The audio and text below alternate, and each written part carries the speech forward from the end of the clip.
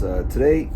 Today we're going to work on the combination that nobody really likes to do. I've heard it in gyms before when trainers tell their fighters to use this combination. But it's not like a legit combination. It's not something a lot of people think of as a combination. But combination is simple. It's a 1-2-1. Jab, right hand, jab. Use it in the amateurs, in the Olympic style boxing quite a bit. And you can use it in the right way in the professionals. What it does is it's the thing you hear about all the time in boxing gyms, boxing circles around here. Is keep your stick out, and then keep the stick out. Well, this is a 1-2-1. So you got your 1, you got your 2, and then you can either throw the jab out there, keep that arm out there, and then you can move to your left or move to your right depending on the fighter and depending on where you want to pivot or what angle you want to take. And it's controlled, so you can keep control of the chaos somewhat, and to see where you're going to land your next punch or what's coming. It reminds me of the cartoons, when the big bad guy and the little guy is trying to get to him, and he's just putting his hand on his head and he's swinging at the wind. It reminds me of that cartoon, but anyway, it is. I digress. But it's a very good combination because it's going to set you up. It'll give you that distance, so you've got space to see, space to throw the next punches. Because a lot of times when you come in, you'll be caught up on the inside, end up with a hold, or end up with a headbutt or something like that. It gets ugly. This clears some space, lets you read the other fighter. So anyway, that's what we're going to do. We're going to work in 1-2-1. We're going to work on a way when you're on the inside without a clench, where you're on the inside, working on the inside, like we like to say, boxing in a phone booth. A little step and pivot to get out. We're going to work on that. We're going to show that. And then just a little workout in and outs of the 1-2-1. And when you're in close, the combinations are getting off and you want to get out. We're going to go over a little step out routine that I call stepping out the midget's door. So it's just a way of getting out when you're on the inside. That's all. So let's get into that. Let's go. All right, here we go. So we're going to start out with a little warm-up. We're going to get in the mirror. We're going to make sure the shoulders work. Make sure the gun is working before you put the bullets in it. So here we go. We're going to throw that shoulder. This is a quick warm-up now. Now we put the bullets in the gun. We're going to shoot that jab now, okay? We're going to try and educate ourselves on the jab. Try and get back to the grassroots of the jab. Elbow stays in line with the body. And you need to turn, okay? Turn the wrist, turn the knuckles. All right, turn the knuckles and turn the shoulder. Keep the shoulder in line with the body. And you're going to twist that punch at the end. Snap it. Okay, I like to say just like a towel. Okay, get a wet towel, you wind it up and snap it. Crack. It's exactly the way you should throw the jab. All right, this is my money right here. This is the whole reason I live in Las Vegas.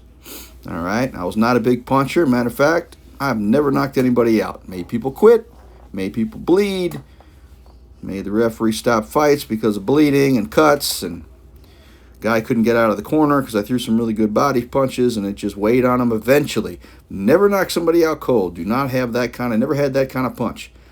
But this is my moneymaker right here. That's it. Keep the elbow in line with the body and spin, twist, just like a screw into a wall.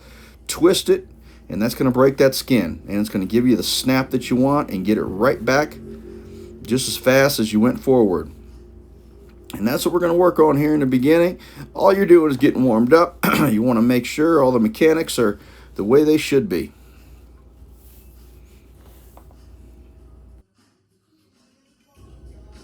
All right, here we go. Let's work on that right hand now. So the right hand. So all we're going to do, turn our hips, turn our heel, and turn our shoulder.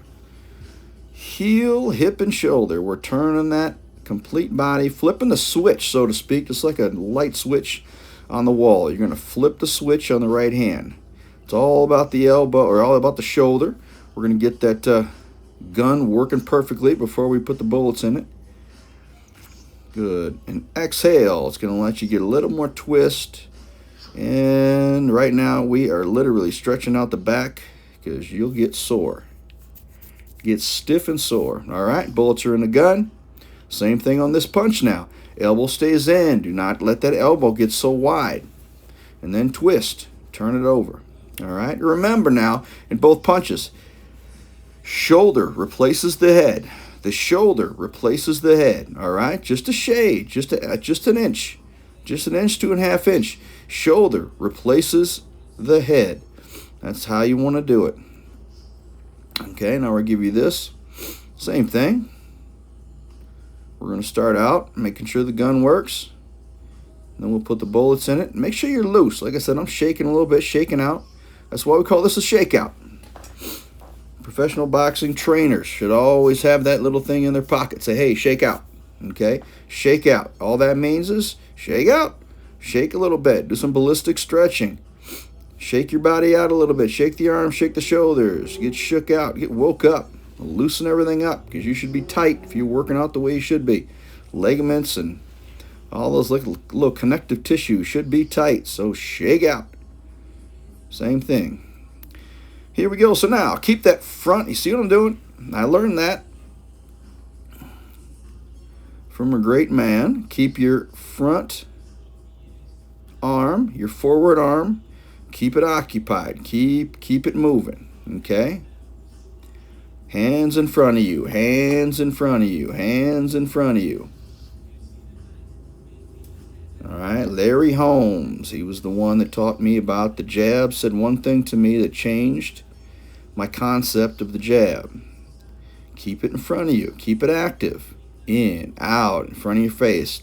You don't need to put it on the floor, all right? And there we go. And we're turning the hip, turning the heel, turning the shoulder, and twist. Turn over. I'm not as worried too much with the twist as much with the right hand that I am the jab. So now we're going to get in what we're going to get into today. So we're going to go, we got a 1. Okay, we're going to go 1, 2, and 1. 1, 2,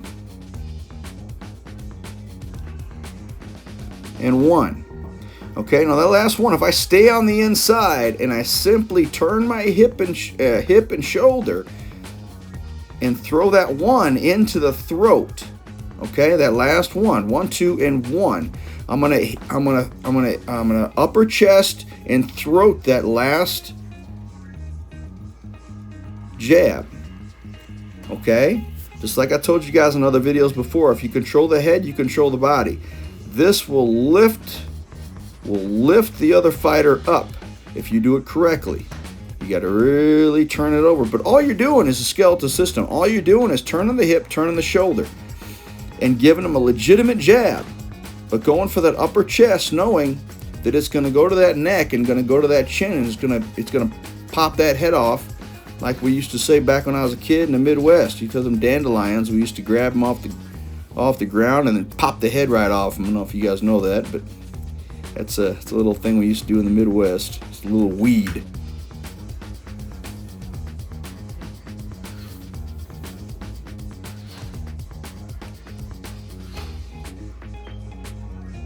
And you can, with this now, you can stay a little bit lower and then come right up the middle with that last jab.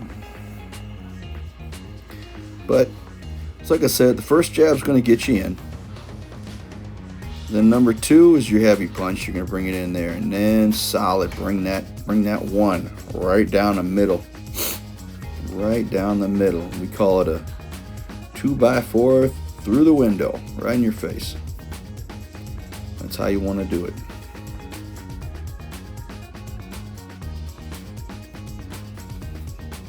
And now with this one, now we are moving. We've done this before.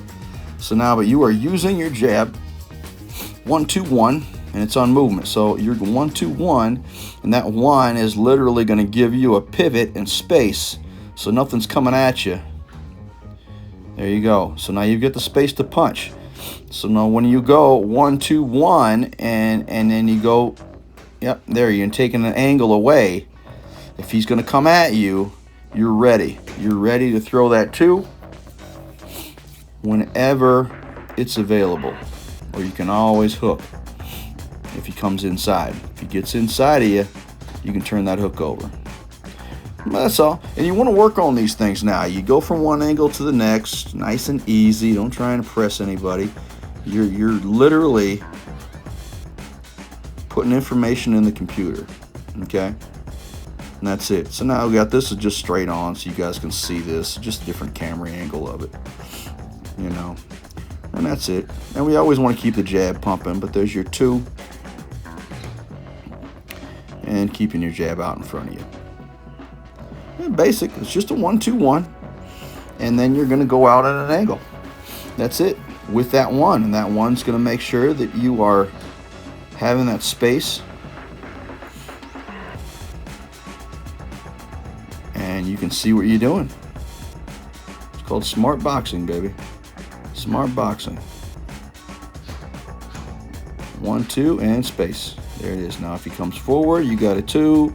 Comes forward, you can hook, you can 2, 3. There it is. Size you got your hand on him, he comes at you. You can flip the hip and turn that 2 right into him.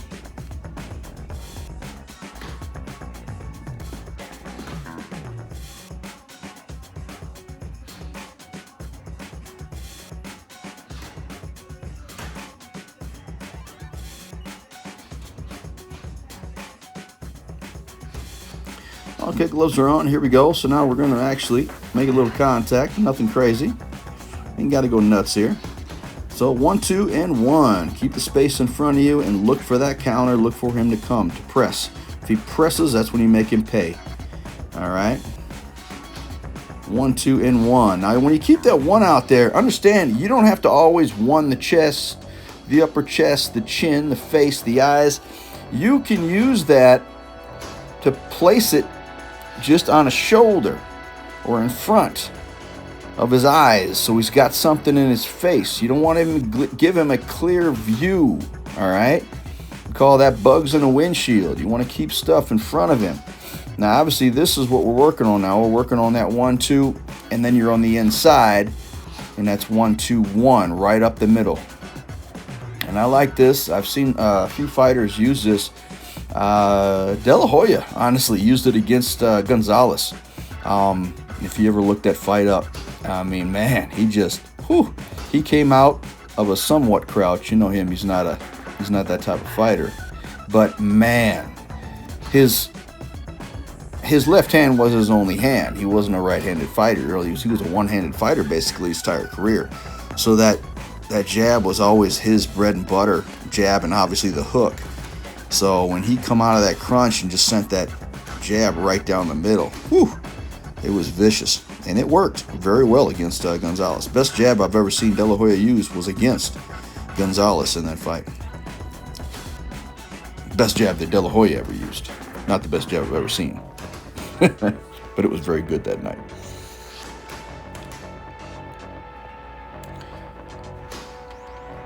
So now we're working right here. We're working on that. I'm watching. So when you're in with an opponent, you're looking for him to make a move. The second he makes that move is when you will. The second is when you turn the twitch on that right hand. So now let's skip a beat. Now let's go to this. Now we're actually against the rope. So I've got a guy and I'm wanting to get out. Now you see that little step I take. It's going to be on the outside of his front foot. Okay, and I want to make sure that I'm hiding myself. I'm turning my back, okay, my shoulder, and I'm going to pivot out of that area. Boom, I pivot. Now I'm on the outside. If you're a guy that likes distance, and you like boxing from a distance, you like your 1, you like your 2, you like being quick and fast on the outside, and some guy's grinding you against the ropes, this is a very good trick, okay? If he's grabbing you and holding, it's obviously not going to work, but the referee will stop for a hold. Okay, hopefully. Okay, so there's your step, and you pivot out. And then you've got your counter. You can just set through a 2, or you can go out there and dance with a 1. It's up to you, but this will get you out. Now, if he's grabbing and clenching you, it's not going to work, okay? And there's certain things we can do with a clench I might bring up in this video here. But that's all. Just get yourself out. Okay, right here. As I move, I'd like you to get a little lower. You see, I'm just sliding out. I want you to get yourself low. Okay, you need to get lower. Get lower and slide out. I am not low enough. I need to be down where my hips are when I roll out. Just like going through the midget's door. You're gonna get low. You wanna go low on this one. Low, I need to be lower and then come up. All right, here we go. Now we're gonna do some inside work. So we're working inside this, nothing heavy, just going through the movements. Nice and easy day today. Going through the movements, but we're gonna step. Now there's what I brought up in the beginning of this video. Now that is the midget's door. So it's behind your back leg and it's about up to your hip. So you wanna just imagine a tiny door behind that back leg, and you're gonna sneak through it. Hands up. Chin down, eyes up, hands up, and you're going to sneak through it after the contact. Whoop, there it is. Okay? All right, we call that the midget's door, and I can't say that that's my own. That was Rafael Garcia that gave me that little, when I turned pro, he gave me that little secret. Inside work, and we're going to get outside by going through the midget's door. There it is. Okay, you can get lower. My old ass doesn't get as low as I used to go anymore, but that's a way out now. Okay, it's a way out. All right. Too far away for them to throw the right hand, and it's at the wrong angle, and your hands are up for them to use their left.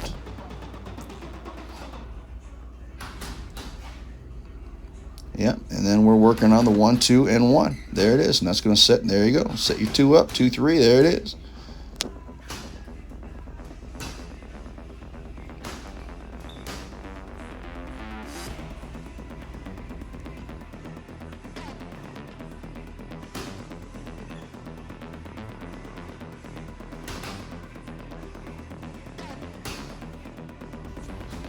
Now, this is just a workout. Now, we're going to go back and forth to these different things. Take a round, do something else. Take a round, do something else. Mix it up for a round. Right now, we're against the ropes again. We're going to get out with that step. Step and pivot. We're going to get out with a step and pivot. Moving, moving, moving. There it is. Okay. You get used to it. Like I said, like I've said in the past, boxing is all about repetition. You got to jab, you got to keep jabbing. You got to throw the right hand perfectly. You got to throw the combinations. You got to keep throwing those. Different movements, terminologies. You got to use them and do the same thing over and over and over and over. And that's why so many people fade in and out of boxing. It's because it's a process, man. You got to do the same thing. There it is. There's a step out every single day, over and over and over.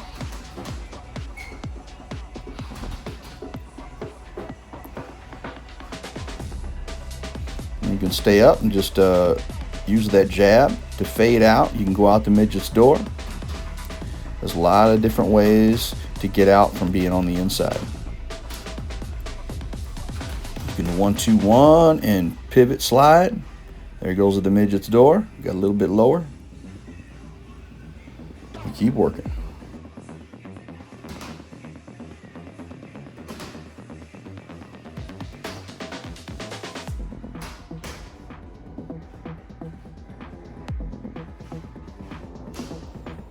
Yeah, right now we're just into a workout now.